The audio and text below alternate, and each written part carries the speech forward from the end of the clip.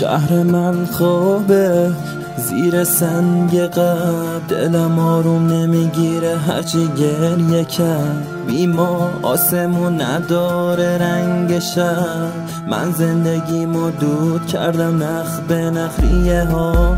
پر دود ماشین، خونه ها روی کاخ خورشید، همه چی ریخت و پاشو در هم، یه ذهن شلوغ با یه قلب خلوت. کلافم دو نمرو بدخواسته، کلافم رپ کنم در تا شعر، کلافم از این زندگی لجند، کلافم از این میکفانه نفهم، کلافم از سواسوی مورد از سیگاری که هر بار دیگه میخوره من، کلافم از سوال بی جواب، کلافم مست کنم بی خود و بی دوام، کلافم از این که بگم میگذره بد، کلافم مغز من تنم پیرتره بد، کلافم زیر قارو لشم من بد، کلافم مقصد رو رد کردم بد، کلافم از این که سگا پاس کنم بد، کلافم از این که شب و صبح کنم بد، کلافم کارم بهتر از خیلی و سرد نمی کنم من بهتر از خیلی و بد، کلافم رپ میکنم 8 ساله، کلافم نفرین شدم هر باره، کلافم کمینم شده 8 سال شعر، کلافم زمینه ی دلم در داشه، کلافم چیزای خوب مال ما نیست، ای خدا بکن تو پادشاهی،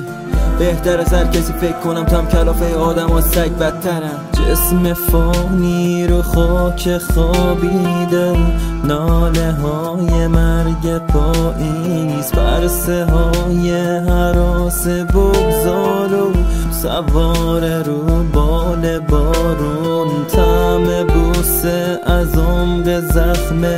قبلگاهی به سوی قلب، شهر مرده تواف درده، ای خدا پناهم ده.